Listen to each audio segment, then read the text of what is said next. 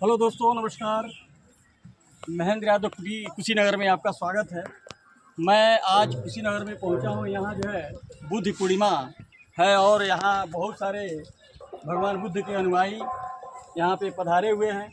आइए मैं बात करता हूं कि क्या प्रतिक्रिया है बुद्ध भगवान के बारे में। हेलो सर, क्या नाम है आपका? मेरा नाम भरत प्रसाद।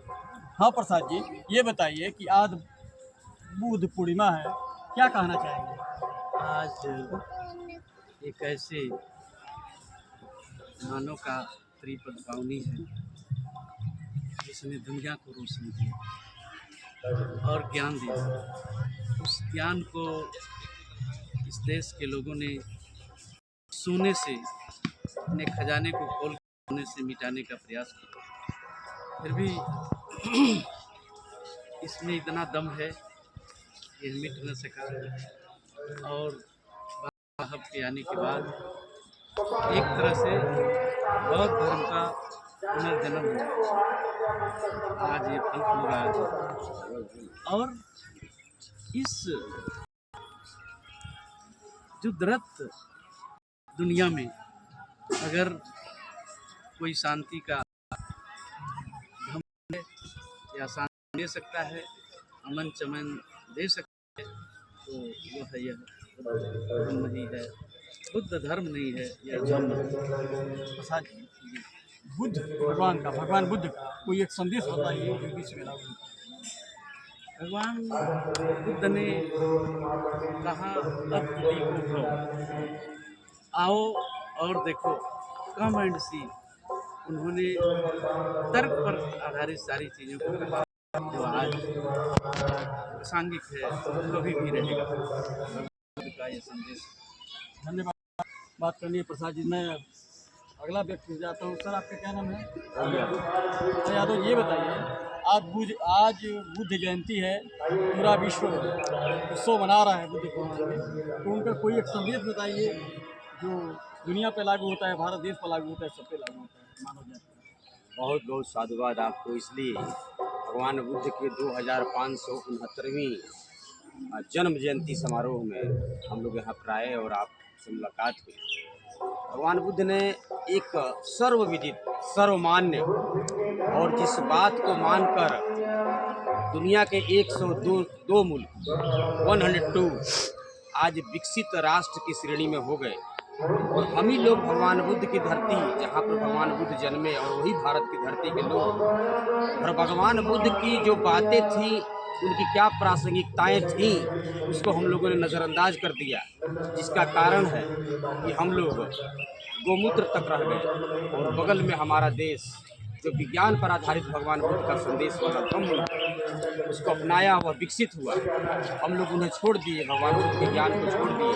उन्होंने कहा था कि किसी भी बात को आँख मूंद कर मत मानना, किसी बहुत बड़े व्यक्ति की बात को सुन करके मत मान लेना, किसी बहुत बड़े ग्रंथ में पढ़ करके मत मानना, बस कि इतना मानना कि तुम्हारे तर्क की कसौटी पर अगर खरा उतरता है तो उसे मानो, और तर्क की कसौटी पर खरा नहीं उतरता है तो मत मानो। और यही अकाट्य सत्य एक संदेश है। भगवान बुद्ध के अनुयायी जितने लोग हैं, क्या कमियाँ रह गई कि मानव समाज को भारत में समझाने में क्या कमी हो गई कि और देश विकसित हो गए, भारत जो है विकास हो गया? शिक्षा का अभाव, क्योंकि भगवान बुद्ध के विषय में हमें कभी पढ़ाया ही नहीं है। बाबा साहब के विषय में पिछले 15 साल से पढ़ाया जा रहा है। बाबा साहब के विषय हम लोग पढ़ाया गया, हम लोग तो पढ़ाई नहीं। अंतिम में थे कि बाबा साहब का क्या योगदान है। बाबा साहब इतने कम समय में अगर मिटा दिए गए भारतीय इतिहास में, और इतिहासकारों ने उसे ख़त्म करने में कोई कोर कसर नहीं छोड़ा, तो आप कल्पना कर सकते हैं कि 2500 साल पहले भगवान बुद्ध को मिटाने में कोई कसर लोगों ने छोड़ा नहीं छोड़ा। केवल और केवल शिक्षा का अभाव है कि जिसके वजह से आज भगवान बुद्ध और बाबा साहब को बहुत कम लोग जान पाए, इनके रास्ते पर बहुत लोग कम चल पाए। बहुत जो है यादव जी से बात करने के लिए, प्रसाद जी से। और मैं इधर भी थोड़ा सा देख लेता हूँ। हाँ सर, आपका क्या नाम है? मेरा नाम विजय कुमार है। ये कुमार जी, ये बताइए कि क्या कमियाँ रही बुद्ध भगवान जो विश्व के जितने कई कंट्री ऐसे हैं जो बुद्ध के निर्देशों और संदेशों को अमल करके आगे बढ़ गए, और भारत देश में क्या कमियाँ रह गई कि हम अभी पीछे हैं, उनके संदेश को नहीं समझा सके? सबसे पहले तो मैं बताऊं आपको, मेरा नाम विजय कुमार है और मैं मानव कांशीराम सेवा समिति का राष्ट्रीय अध्यक्ष हूँ। मेरे साथ में कमेटी के लोग मेरे साथ खड़े हैं, जितेंद्र लालू उपाध्यक्ष हैं और संस्थापक रामदरस और उनके साथ सारे साथी यहाँ पर उपस्थित हैं और यहाँ भगवान के स्थली पे उनके आके हम लोग अपने श्रद्धा व्यक्त कर रहे हैं। जैसा कि आपने कहा है कि क्यों ऐसा भारत में ऐसा रह गया, तो अभी देखेंगे कि ये बुद्ध भगवान उस समय राजा थे और उनका नाम सिद्धार्थ था और अपने ये जब ज्ञान उनको हुआ, जब घर को त्यागा, जब देखा ये विश्वास की तरफ ये अपना देश बढ़ रहा है, उस समय अपना घर त्याग दिए, अपने पत्नी को भी त्याग दिए, अपने बच्चों को भी त्याग दिए और जाने के बाद आज ही के दिन, आज वैशाख के बुद्ध पूर्णिमा के दिन उनका जन्म भी हुआ और आज ही के दिन विद्या में ज्ञान प्राप्त हुआ और वो ऐसा ज्ञान प्राप्त हुआ, ऐसा अलौकिक ज्ञान जो पूरे विश्व में आज विश्व मानवता का संदेश देने वाले भगवान बुद्ध, जो आज पूरे विश्व में 98% बौद्ध धर्म के मानने वाले लोग हैं, उनके इस बौद्ध धर्म में समता, समानता, वैचारिकता और बंधुत्वता का ऐसा एक संदेश था जो ऑलरेडी लोगों ने ग्रहण किया। हमारे यहाँ कुछ आके उसको इतना विखंडन किया, आज भी हम आपको लड़ाने का काम कर रहे हैं, जिसके वजह से एकजुट होने नहीं दे रहे हैं, वो एकजुट नहीं होने दे रहे हैं, हम एकजुट होना चाहते हैं। अच्छा, ये चीज़ बताइए, कौन सा वो तत्व है कि एकजुट नहीं होने दे रहा है?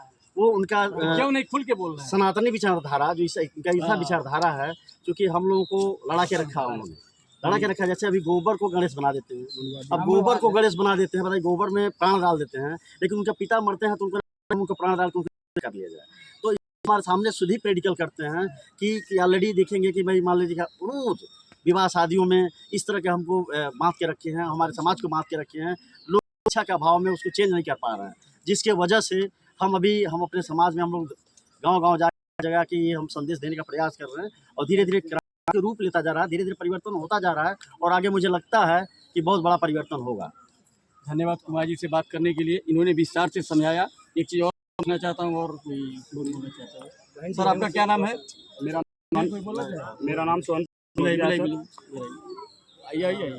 हाँ, मेरा नाम सत्यनारायण है और आज बुद्ध पूर्णिमा है। बुद्ध पूर्णिमा मतलब बुद्ध की जयंती है और इस जयंती पर एक चीज़ बताइए कि कौन सी वो शक्तियाँ हैं जो आपके संदेश को, आपके जितने बुद्ध भगवान के अनुयायी हैं, उसमें जो स्कॉलर हैं, उनके संदेश को जनता तक नहीं पहुंच पा रही है? दो एक शब्द में हाँ, बताइए। एक शब्द में यही है कि मनुवादी विचारधारा और ब्रह्मवादी कौन है? ब्राह्मणवादी विचारधारा के लोग, और इस विचारधारा जो पूरे भारत पे एक घर कर गया है, लोगों के अंदर समा गया है, यह विचारधारा लोगों को, जो बहुजन समाज के लोग हैं, जो बुद्धवादी लोग हैं, उनको एक नहीं होने दे रहे हैं। यह विचारधारा एक ऐसा खतरनाक विचारधारा है जो मानव में भेद करने की शिक्षा देता है, और बुद्धवादी विचारधारा जो मानव को एक बनाता है और भगवान बुद्ध। ठीक है, धन्यवाद। मैं अभी एक महिला से बात करना चाहता हूँ। आज ये बात कर लीजिए, पहले दूसरे के लिए उनको थोड़ी समझा। अच्छा समझा, इधर यहाँ आ जाइए। ठीक है, अब आप बात करना, आपका क्या नाम है? कम शब्दों में। रामचंद्र बौद्ध। बहुत जी, ये बताइए, बोलो।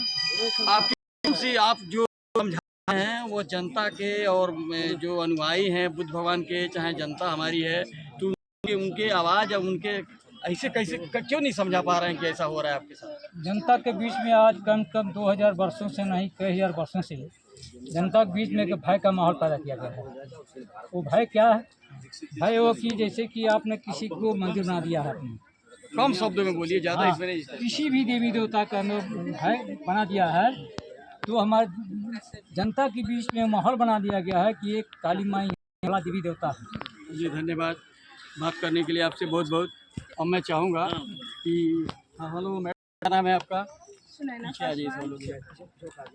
सुनैना, आप आज बुद्ध जयंती है, बुद्ध पूर्णिमा है, बुद्ध के विश्व के अनुयायी जो है मानते हैं, तो आप क्या जो है, आप स्कॉलर हैं इसमें का और बुद्ध का ज्ञान रखते हैं, तो क्या कमियां हैं कि जनता समाज के बीच में अपनी विद्वता, अपने बुद्ध भगवान के मार्ग को, उनके संदेश को नहीं पहुंचा पा रही हैं? सबसे पहले साथियों को जय भीम, नमो बुद्धाय, जय मुनि चाहिए। और हम ये कहना चाहेंगे कि जिस दिन हमारे देश के मूल निवासियों को डीएनए का पता चल जाए और जिस तरह से हमारे देश में राशन कार्ड, आधार कार्ड लागू हुआ है, उसी तरह से डीएनए कार्ड जिस दिन लागू हो गया और सभी मूल निवासी समझ जाएंगे, उसी दिन हमारा देश सोने की चिड़िया हो जाएगा। अगर डीएनए हो जाएगा तो क्या उससे बुद्ध का मार्ग उनको पता चल जाएगा? जी सर, एकदम पता चल जाएगा। हाँ, ये ऐसी दवा है, तथागत गौतम बुद्ध की ऐसी दवा है, ये दवा छुपाई गई सदियों से ना, ये सदियों से दवा छुपाई गई है। और जिस दिन ये डीएनए कार्ड लागू हुआ, उस दिन से लोग ये उपाय खोजेंगे, दवा खोजेंगे अपने बचने के लिए। तो जिस दिन ये दवा पी लिए, उसी दिन सब मामला। तो कौन सी दवा? ये तथागत गौतम बुद्ध के विचार। अच्छा, जी, तो विचार को कैसे समझेंगे? शिक्षित बनेंगे, पढ़ेंगे, लिखेंगे, हाई क्वालिफाइड क्वालिफिकेशन लेंगे तभी तो समझ सकेंगे। ये सर, इसके लिए शिक्षित होंगे, संगठित होंगे और आपस में मिलके विचार विमर्श करेंगे, संघर्ष करेंगे, हो जाएगा। और ज़्यादा नहीं है। ठीक है, ये बुद्ध के अनुयायी हैं, सबसे बात कर बहुत मजा आया, अपना तर्क। लेकिन मूल सिद्धांत क्या है? एजुकेशन। जब तक एजुकेशन समाज में नहीं दिया जाएगा, तब तक समाज का उत्थान और समाज के ये चीज़ नहीं घुसेगी। कितना भी जो है आप कर लें, या चाहे परिश्रम कर लें, चाहे जो भी कर लें, जब तक एजुकेटेड तब तक किसी बात विचार को तर्क वितर्क नहीं कर सकते हैं। बुद्ध और अंबेडकर का सपना नहीं पूरा हो सकता है जब तक उन्हें बच्चों को आप लोग नहीं पढ़ाएंगे, हाई क्वालिफाइड नहीं कराएंगे, हाई एजुकेशन नहीं ले पाएंगे, तब तक नहीं हो पाएगा। जय हिंद, जय भारत। जिसने इस पर तर्क रखा उसके लिए धन्यवाद। जय भीम, जय बुद्ध। यादव जी।